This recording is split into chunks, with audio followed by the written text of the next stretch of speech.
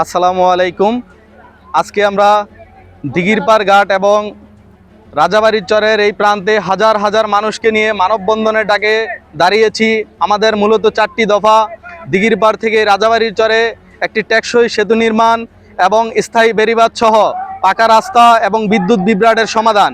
এই 4 দফা দাবিকে মাথায় নিয়ে আমরা মানববন্ধন করে সকলে একত্রিতভাবে বানিয়াল, কৃষ্ণপুর, নওপাড়া, চরাত্রা, কুণ্ডের চর সহ হাজার হাজার মানুষ সকলের প্রাণের দাবি যে আমাদের একটি টেকসই সেতু নির্মাণ দরকার। মূলত আমরা 4টে দাবি নিয়ে এখানে আসছি। সেটি হলো যে একটা সেতু নির্মাণ, টেকসই সেতু নির্মাণ, স্থায়ী বেড়িবাঁধ নির্মাণ এবং আমাদের যে চরাঞ্চলের কাঁচা রাস্তাগুলো আছে এগুলোকে পিচ ঢালা রাস্তা নির্মাণ করার জন্য এবং বিদ্যুতের যে বিভ্রাটের যে সমস্যা এটা স্থায়ী সমাধানের জন্য আজকে আমাদের এখানে আসা এবং মানববন্ধনে সবাই অংশগ্রহণ করছে। আমাদের এই 4টি দাবি অতি তাড়াতাড়ি যেন আমাদের যারা সংশ্লিষ্ট রাজনৈতিক ব্যক্তি আছে, সরকারের দলীয় লোক আছে, তারা যেন আমাদের এই দাবিগুলো পূরণ করে। প্রিয় সবার প্রতি আমার আন্তরিক অনুরোধ, আজকের এই মুহূর্ত আমাদের জন্য খুব গুরুত্বপূর্ণ।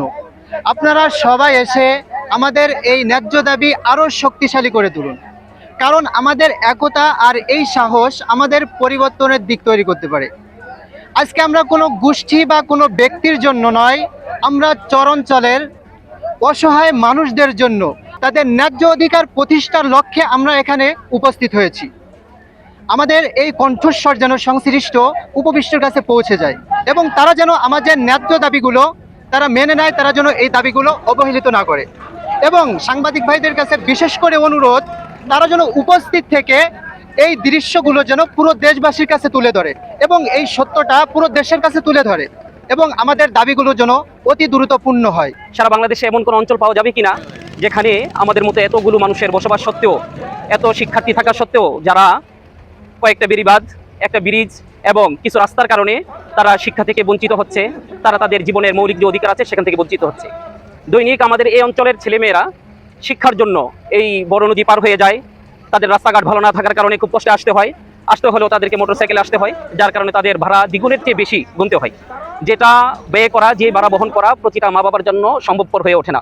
আমরা আমাদের যেই সকল সুযোগ সুবিধা থেকে বঞ্চিত হচ্ছি, সেজন্য আমরা সকলেই আজকে এখানে দাঁড়িয়েছি।